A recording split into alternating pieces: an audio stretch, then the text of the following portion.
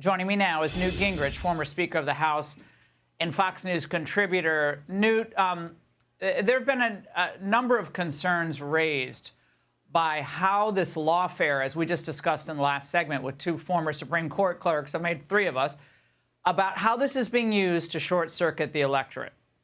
And yet we have Republicans even out there saying, oh, well, if this happens, then we'll move on as a country. Do you think that all will be well if for some reason the Supreme Court does not correct what was done in Colorado? No, I think this was a potentially catastrophe. 1,360,000 Coloradans voted for Donald Trump in the last election.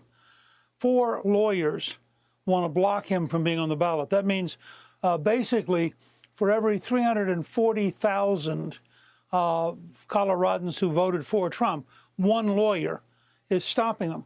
That's a system of establishment arrogance that's not sustainable. And the last great effort like this was the 10 states that refused to put Abraham Lincoln on the ballot in 1860.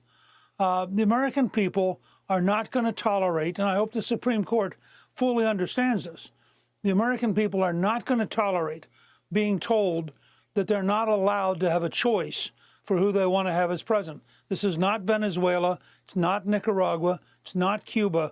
And I think the Democrats are dangerously close to causing the kind of confrontation that would be truly disastrous for the country. Now, to that point, I want to play something that the Lieutenant Governor of Texas, Dan Patrick, floated on our show last night, Newt. Got a lot of attention. Watch. Seeing what happened in Colorado makes me think, except we believe in democracy in Texas, maybe we should take Joe Biden off the ballot in Texas for allowing 8 million people to cross the border since he's been president. Newt, I mean, look at what's happened to America with this open border. I mean, that in and of itself is its own type of insurrection against sovereignty, against the rule of law. So, I mean, is this not a natural reaction if this is the precedent they set? Yes. Look, Biden's illegal immigration policy, which leads to Biden's illegal immigrants, is a disaster, and it's deliberate.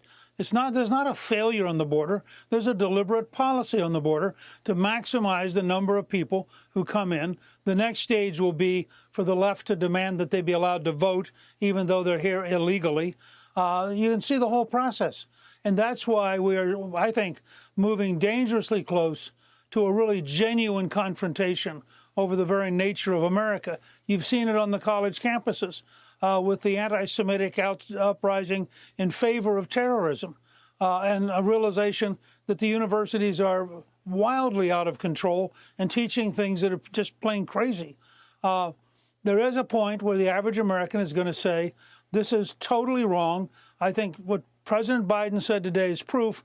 The people who want to destroy democracy are the Democrats. Ask Robert F. Kennedy Jr., who's been blocked at every stage. Ask the people from No Labels who've been fought in every state. The Democrat idea is they get to win because no one else gets to compete. And I think that the average American, as they realize that, the level of anger at the Democratic Party is going to become dramatic. Do you think, Newt, civil unrest is a possibility here if this continues, if these types of attacks against the democratic process continues? Well, I think what you heard last night from the Texas contingent tells you, this is still a country where states have enormous levels of freedom. And if we're going to get into a real knockdown, drag-out fight, which would be crazy, let me emphasize, where we are right now, what the Democrats are doing right now, is insane and is in danger of tearing apart the whole society. But you could imagine a circumstance in hardline Republican states where they have absolute control of the legislature and of the governorship. There are probably 10 or 15 or 20 states that could strip the Democrats off the ballot. That would be nuts. It would be totally wrong. But that's what they are setting up. Is that what you now have is basically a fascist Democratic Party who believe in government control, government domination. And by the way, in a number of states like Michigan and California, they've passed laws strengthening the governor's ability to have emergency power, which I think is very, very foreboding, given how much they abused it in 2020. Right. Well, Newt, these are scary times, but let's hope cooler and more constitutional heads prevail. Thank you. Hey, Sean Hannity here. Hey, click here to subscribe to Fox News YouTube page and catch our hottest interviews and most compelling analysis. You will not get it anywhere else.